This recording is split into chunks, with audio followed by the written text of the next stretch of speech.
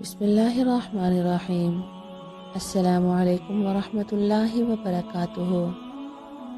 حضرت عائشہ رضی اللہ تعالی عنہ کی خدمت میں 2 کونین درہموں کے بھر کر پیش کی گئیں، جن میں 1 لاکھ سے زیادہ درہم تھے۔ حضرت عائشہ رضی اللہ تعالی عنہ نے طباق منگوایا اور ان کو بھر بھر کر تقسیم فرمانا شروع کر دیا اور شام تک سب ختم کر دیے، 1 درہم بھی باقی نہ چھوڑا۔ خود روزہ دار تھیں۔ افطار کے وقت باندی سے کہا کہ افطار کے لیے کچھ ہے تو لے آؤ۔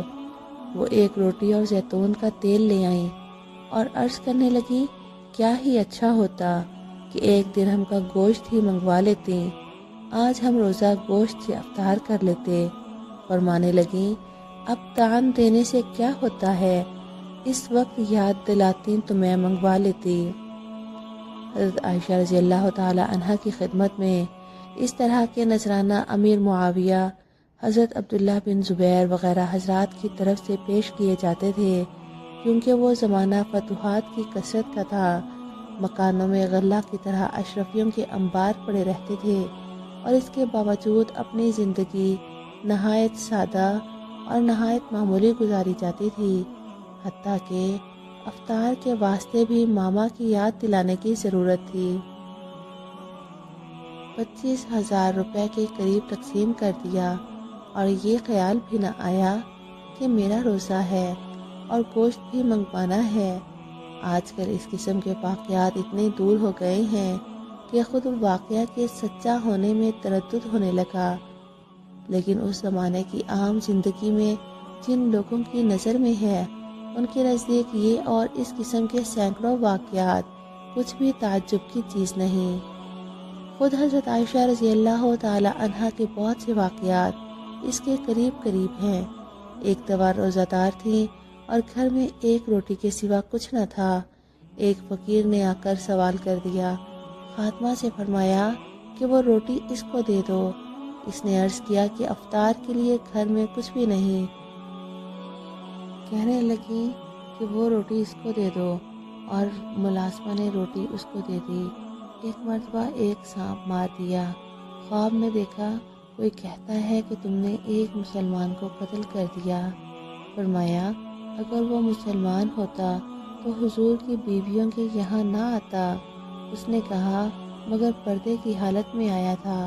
اس پر گھبرا کر آنکھ کھل گئی اور 12,000 درہم جو ایک آدمی کا خون بہا ہوتے ہیں صدقہ کیے۔ عروہ رضی اللہ تعالیٰ عنہ کہتے ہیں کہ میں نے ایک دفعہ دیکھا کہ 70,000 درہم صدقہ کیے اور اپنے کرتے میں پیوند لگ رہا تھا۔ حضرت عبداللہ بن زبیر رضی اللہ تعالیٰ عنہ حضرت عائشہ رضی اللہ تعالیٰ عنہ کے بھانجے تھے اور وہ ان سے بہت محبت فرماتی تھیں۔ انہوں نے ہی گویا بھانجے کو پالا تھا۔ حضرت عائشہ کی اس پیازی سے پریشان ہو کر کہ خود تکلیفیں اٹھائیں اور جو آئے وہ فوراً خرچ کر دیں، ایک دفعہ کہہ دیا کہ خالہ کا ہاتھ کس طرح روکنا چاہیے۔ حضرت عائشہ رضی اللہ تعالیٰ عنہ کو بھی یہ فکرہ پہنچ گیا۔ اس پر ناراض ہو گئیں کہ میرا ہاتھ روکنا چاہتا ہے، اور ان سے نہ بولنے کی نظر کے طور پر قسم کھائی۔ حضرت عبداللہ بن زبیر رضی اللہ تعالیٰ عنہ کو خالہ کی ناراضگی کا بہت صدمہ ہوا۔ بہت سے لوگوں سے سفارش کروائی مگر انہوں نے اپنی قسم کا عذر فرما دیا۔ آخر جب عبداللہ بن زبیر بہت ہی پریشان ہوئے تو حضور صلی اللہ علیہ وسلم کے ننھال کے 2 حضرات کو سفارشی بنا کر ساتھ لے گئے۔ وہ دونوں حضرات اجازت دے کر اندر گئے، یہ بھی چھپ کر ساتھ ہو لیے۔ جب وہ دونوں پردہ کے پیچھے بیٹھے اور حضرت عائشہ پردہ کے اندر بیٹھ کر بات چیت کرنے لگیں تو یہ جلدی سے پردہ میں چلے گئے اور جا کر خالہ سے لپٹ گئے اور بہت روئے اور خوشامد کی۔ وہ دونوں حضرات بھی سفارش کرتے رہے اور مسلمان سے بولنا چھوڑنے کے متعلق حضور کے ارشادات یاد دلاتے رہے اور احادیث میں جو ممانعت اس کو آئی ہے وہ سناتے رہے، جس کی وجہ سے حضرت عائشہ ان حدیث میں جو ممانعت اور مسلمان سے بولنا چھوڑنے پر جو عتاب وارد ہوا اس کی تاب نہ لا سکیں اور رونے لگیں۔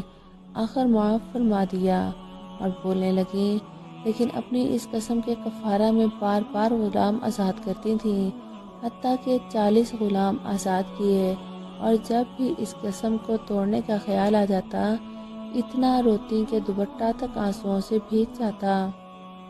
ہم لوگ صبح سے شام تک کتنی قسمیں ایک سانس میں کھا لیتے ہیں اور پھر اس کی کتنی پرواہ کرتے ہیں، اس کا جواب اپنے ہی سوچنے کا ہے۔ دوسرا شخص کون ہر وقت پاس رہتا ہے جو بتا دے، لیکن جن لوگوں کے ہاں اللہ کے نام کی وقعت ہے اور اللہ سے عہد کر لینے کے بعد پورا کرنا ضروری ہے، ان سے پوچھو کہ عہد پورا نہ ہونے سے دل پر کیا گزرتی ہے۔ اس وجہ سے حضرت عائشہ کو جب یہ واقعہ یاد آتا تھا تو بہت زیادہ روتی تھی۔ حضرت عائشہ رضی اللہ تعالی عنہ سے حضور اقدس صلی اللہ علیہ وسلم کو جتنی محبت تھی وہ کسی سے مخفی نہیں، حتیٰ کہ جب حضور سے کسی نے پوچھا کہ آپ کو سب سے زیادہ محبت کس سے ہے تو آپ نے فرمایا عائشہ سے۔ اس کے ساتھ ہی مسائل سے اتنی زیادہ واقف تھیں کہ بڑے بڑے صحابہ مسائل کی تحقیق کے لیے آپ کی خدمت میں حاضر ہوتے تھے۔ حضرت جبرائیل علیہ السلام ان کو سلام کرتے تھے۔ جنت میں بھی حضرت عائشہ کو حضور کی بیوی ہونے کی بشارت دی گئی۔ منافقوں نے آپ پر تہمت لگائی تو قرآن شریف میں آپ کی برات نازل ہوئی۔ خود حضرت عائشہ فرماتی ہیں کہ 10 خصوصیات مجھ میں ایسی ہیں کوئی دوسری بیوی ان میں شریک نہیں۔ صدقہ کی کیفیت پہلے قصوں میں معلوم ہو چکی، لیکن ان سب باتوں کے باوجود اللہ کے خوف کا یہ حال تھا۔ فرمایا کرتی کاش میں درخت ہی ہو جاتی کہ تسبیح کرتی رہتی اور کوئی آخرت کا مطالبہ مجھ سے نہ ہوتا، کاش میں پتھر ہوتی، کاش میں مٹی کا ڈلا ہوتی، کاش میں پیدا ہی نہ ہوتی، کاش میں درخت کا پتا ہوتی، کاش میں کوئی گھاس ہوتی۔ اللہ کے خوف کا یہ منظر بہت زیادہ تھا۔ ان حضرات کی یہ عام حالت تھی، اللہ سے ڈرنا انہی کا حصہ تھا۔ اللہ پاک ہمیں بھی امہات المؤمنین کے نقش قدم پہ چلنے کی توفیق عطا فرمائے اور ہمیں بھی اسی طرح صدقہ خیرات کی توفیق عطا فرمائے، دنیا اور آخرت میں عافیت نصیب فرمائے اور قیامت میں حضور کی شفاعت نصیب فرمائے، آمین۔